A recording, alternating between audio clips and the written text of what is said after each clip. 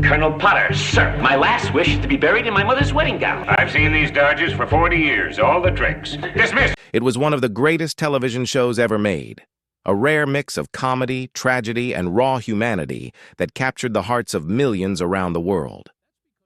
MASH wasn't just another sitcom.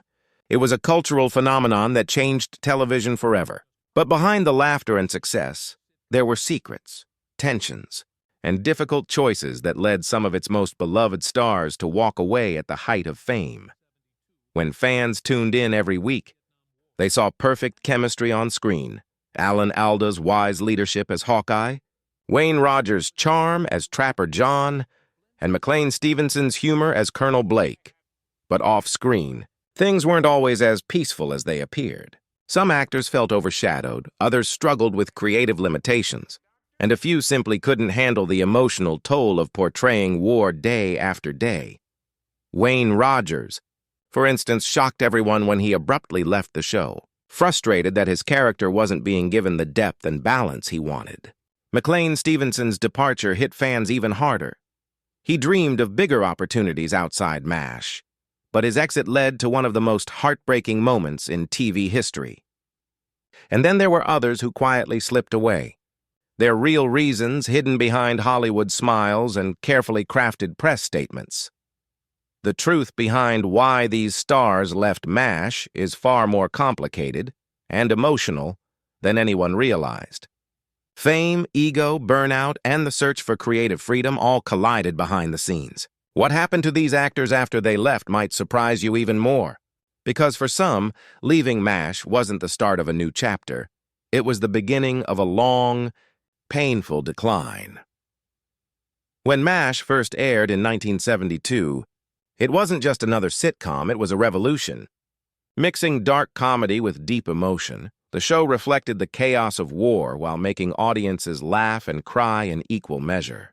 At the heart of that magic was the iconic duo of Hawkeye Pierce and Trapper John McIntyre, played by Alan Alda and Wayne Rogers. Their chemistry was instant, quick-witted, rebellious, and full of charm.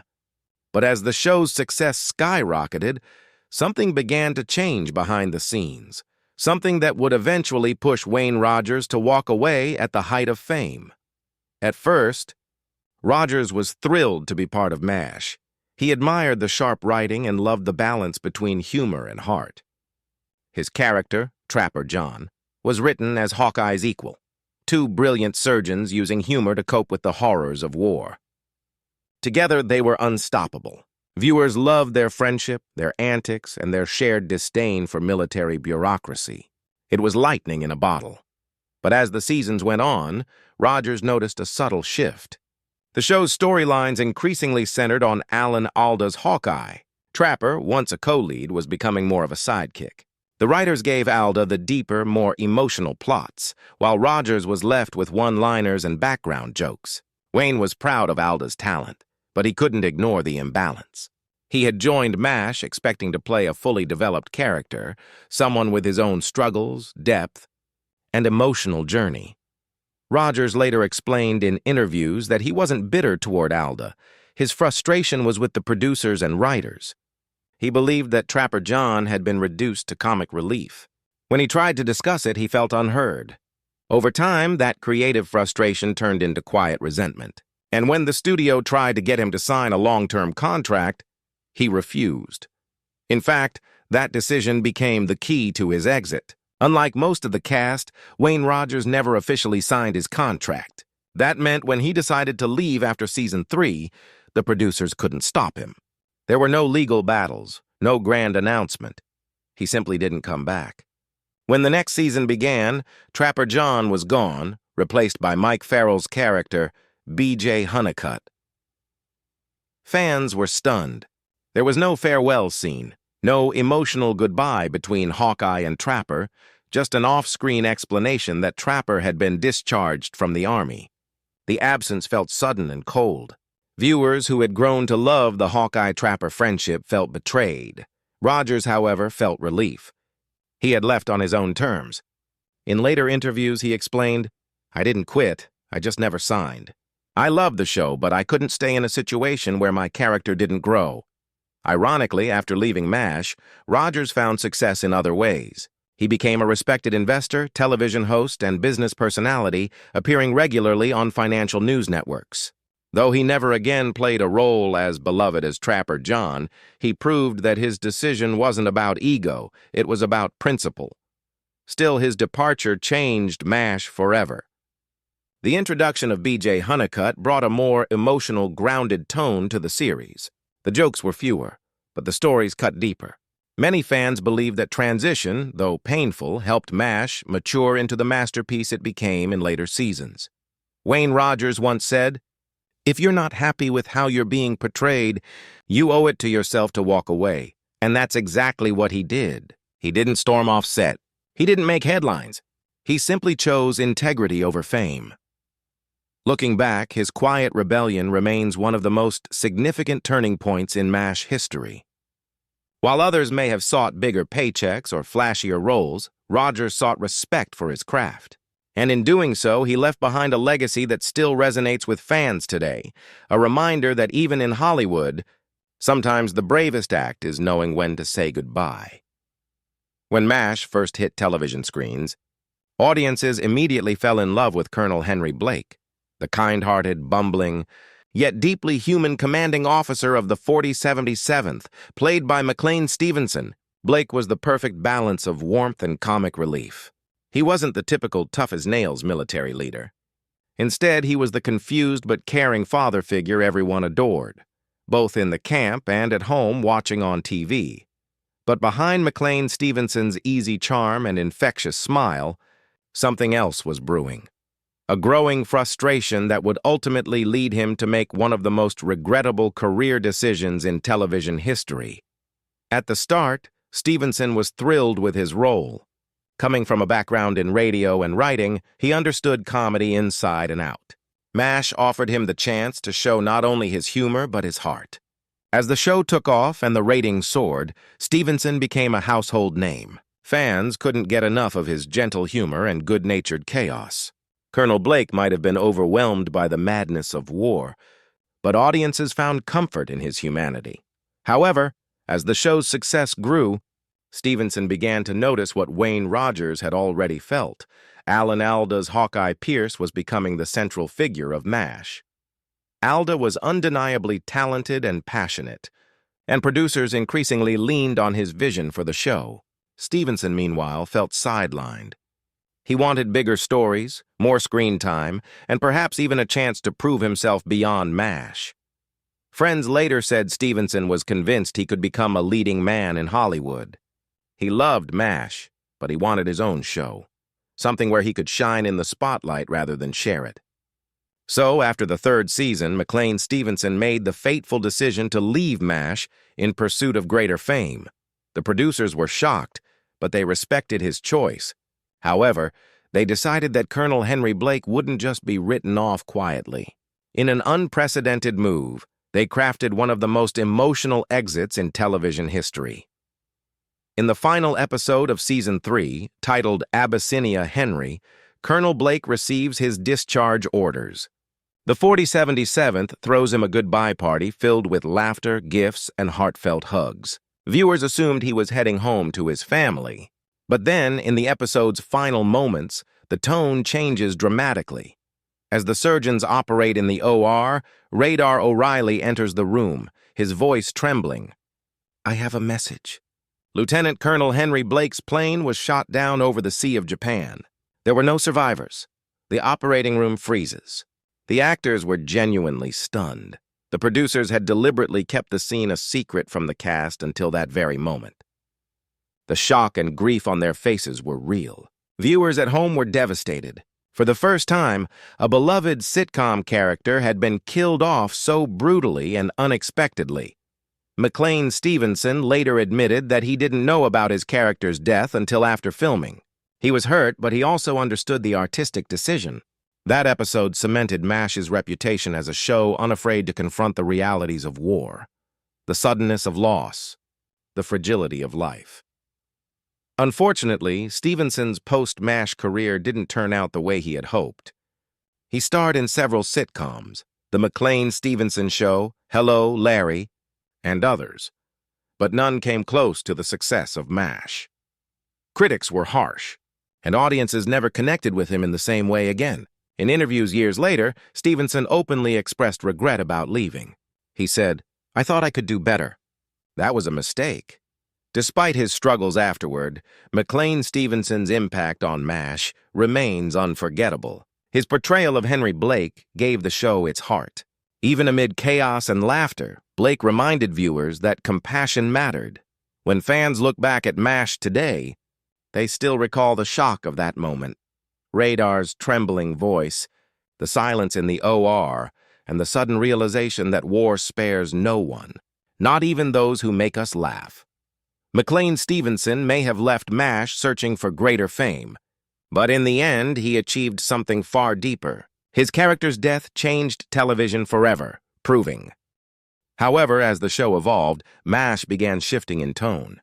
Under Alan Alda's growing influence as both actor and director, the series leaned more toward realism and emotional storytelling. The slapstick humor that defined the early seasons slowly gave way to deeper, more reflective episodes exploring the cost of war, morality, and trauma. That evolution was great for the show, but not for Frank Burns. By season 5, Larry Linville realized that his character had nowhere left to go. Frank wasn't changing, growing, or being explored in any meaningful way. Every episode painted him as the same petty, jealous fool, always the punchline, never the person. Linville once said in an interview, "Frank was just too one-dimensional. I wanted to do more than make faces and yell at people. He had a point."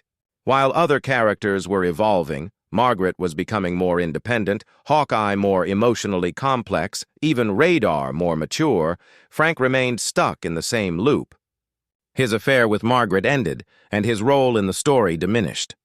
The writers tried to add small hints of vulnerability, but the audience had already typecast him as the camp's clown. Despite his frustrations, Linville never caused problems on set. He remained professional and dedicated to his craft. But when his 5-year contract ended after season 5, he quietly decided it was time to move on. There was no big fight, no controversy, just an honest realization that he had done all he could with Frank Burns.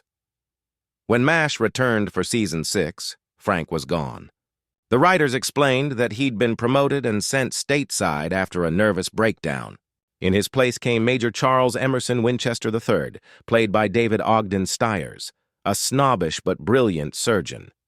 Winchester brought a new kind of antagonist, not foolish like Burns, but intellectually arrogant, adding more nuance to the show's dynamic. For many fans, that change marked a turning point. MASH matured, and so did its storytelling. But even as the show grew more sophisticated, audiences missed the pure comedic chaos that Larry Linville brought. After leaving MASH, Linville continued to work in television and theater. He appeared in shows like Mannix, The Love Boat, and Murder, She Wrote.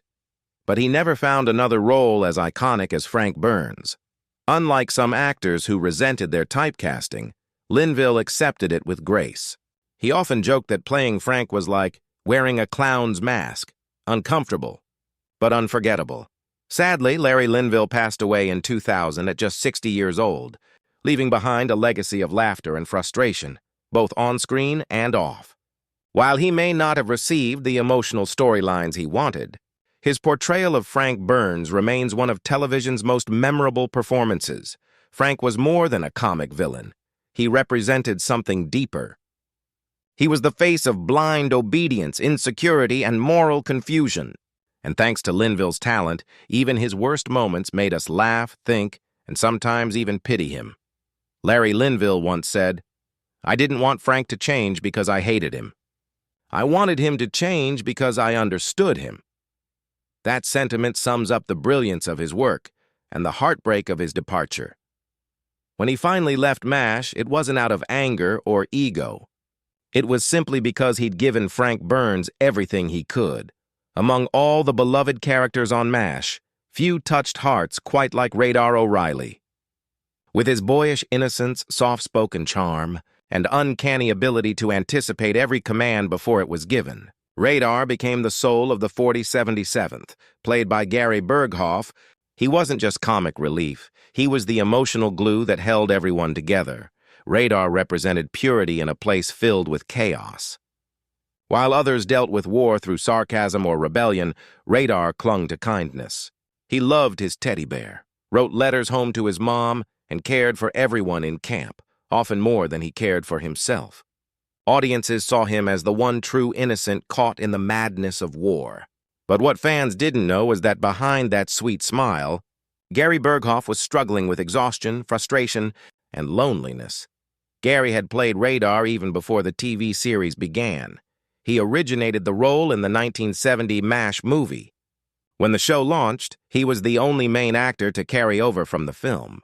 At just 29 years old, Berghoff brought a youthful sincerity that quickly made him one of the most popular stars of the series. Fans adored him, critics praised him, and his co-stars loved working with him. But as the years went by, fame came with a heavy emotional toll. On the surface, Gary Berghoff seemed to have everything: fame, steady work, and critical acclaim. He even won an Emmy in 1977 for his portrayal of Radar. Yet behind the scenes, he was growing increasingly unhappy. Long shooting hours, endless retakes, and the pressure to keep up the emotional realism of MASH began to wear him down. But perhaps the biggest reason Gary chose to leave was more personal than professional: family. Berghoff had recently become a father and felt torn between his life on set and his life at home. The demanding schedule of MASH left him little time for his wife and young child.